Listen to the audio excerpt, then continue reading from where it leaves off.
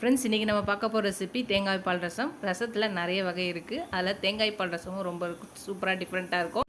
ரொம்ப டிஃப்ரெண்ட்டாகவும் டேஸ்ட்டாகவும் இருக்கும். வாங்க இந்த தேங்காய் பால் ரசத்தை எப்படி ஈஸியாக செய்யலான்னு பார்க்கலாம். ஃப்ரெண்ட்ஸ், இன்றைக்கி நம்ம தேங்காய் பால் ரசம் செய்ய போகிறோம். அதுக்கு தேங்காய் பாலை அரைச்சி வச்சுருக்கோம். இப்போ புளியை கரைச்சி வச்சுருக்கலாம். ஒரு சின்ன லெமன் சைஸ் புளியை ஊற வச்சுருக்கேன். அவங்கவுங்களுக்கு எவ்வளோ தேவையோ அவ்வளோ கரைச்சிக்கலாம்.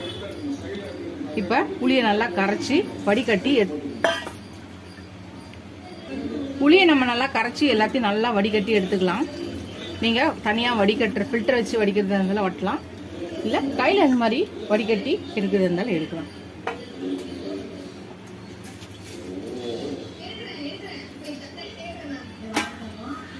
இப்போ இதில் தக்காளியை இது பண்ணிக்கலாம்.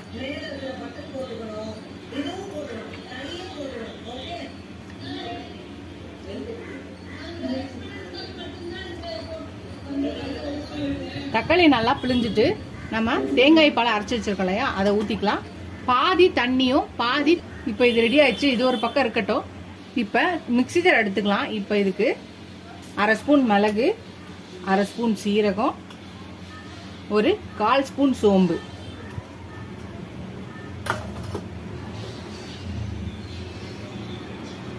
ரெண்டு பச்சை மிளகாய், அப்புறம் பூண்டு பல்லு ஒரு 4-5, அப்புறம் சின்ன வெங்காயம் ஒரு 3. இப்போ இதை நல்லா குறக்குறன்னு அரைச்சி எடுத்துட்டு வந்துடலாம், தண்ணி ஊற்றாம. அரைச்சாச்சு பாருங்க. இது ஒரு பக்கம் இருக்கட்டும். இப்போ ஒரு பேன் எடுத்துக்கலாம். அதில் 1 ஸ்பூன் எண்ணெய் ஊற்றிக்கலாம். இப்போ ஒரு 1/2 ஸ்பூன் கடுகு உளுந்து போட்டுக்கலாம் தாளிக்கிறதுக்கு. 2 காஞ்ச மிளகாவை கிள்ளி தாளிச்சுக்கலாம். எல்லாம் நல்லா வெடிச்சிச்சு. கருவேப்பிலை போட்டுக்கலாம்.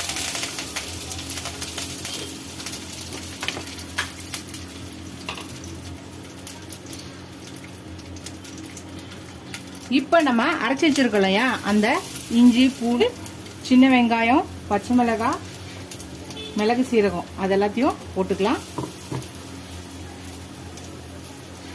இப்போ அதை அப்படியே நல்லா வதக்கிக்கலாம்.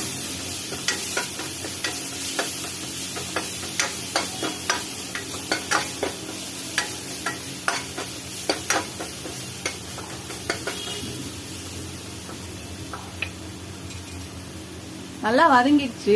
இப்போ நம்ம எடுத்து வச்சிருக்க இந்த புளி தேங்காய் பால் அதை ஊற்றிடலாம்.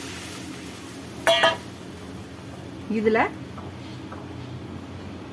ஒரு 1/4 ஸ்பூன் மஞ்சள்தூள் போட்டுக்கலாம். உப்பு நான் புளியோட ஊற வச்சிருக்கேன். உப்பு போடாதவங்க இப்போ உப்பு அதுக்கு தேவையான அளவு உப்பு போட்டுக்கோங்க.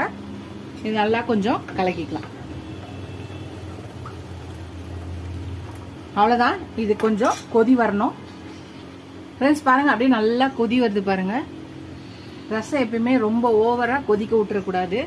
இந்த ஸ்டேஜில் நம்ம கொத்தமல்லியை பொடியாக நறுக்குனதை போட்டுட்டு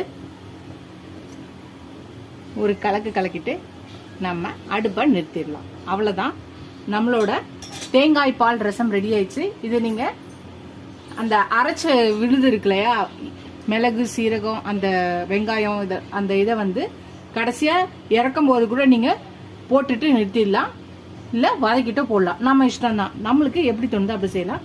அவ்வளோதான். இது நல்லா சூடான சாதத்தில் ஊற்றி சாப்பிடும்போது ரொம்ப சூப்பராக இருக்கும். இந்த கிளைமேட்டுக்கு எப்பயும் ஒரே மாதிரி ரசம் வைக்காமல் இந்த மாதிரி தேங்காய் பால் ரசம் வைங்க.